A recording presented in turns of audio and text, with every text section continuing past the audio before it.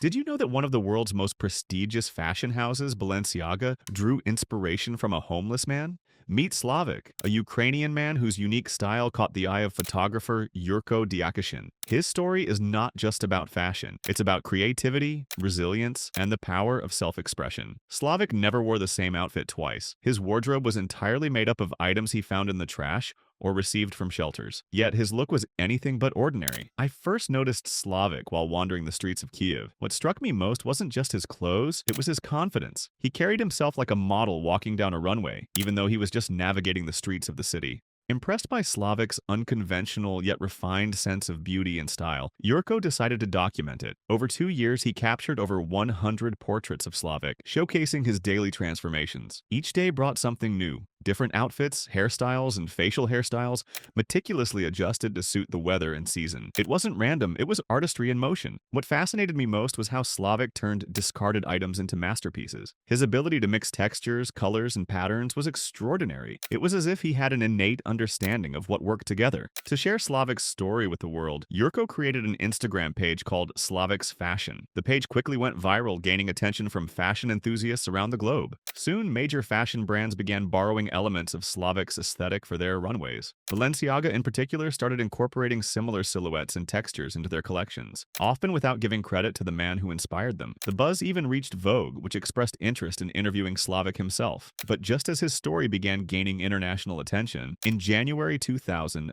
Slavik disappeared. No one has seen him since.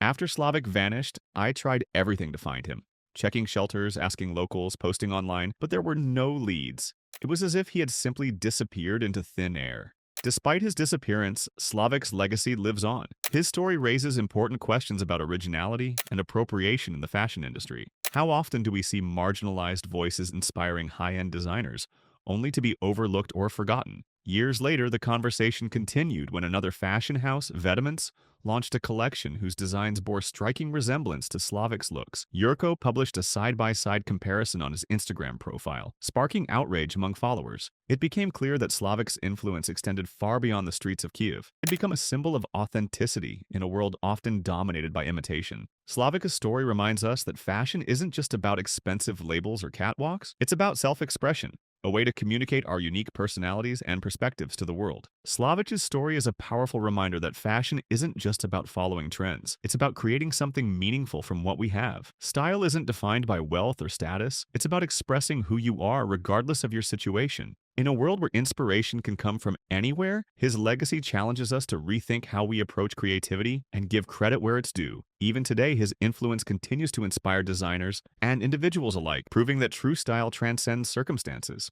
Thank you for watching. Subscribe for more stories behind the scenes of fashion,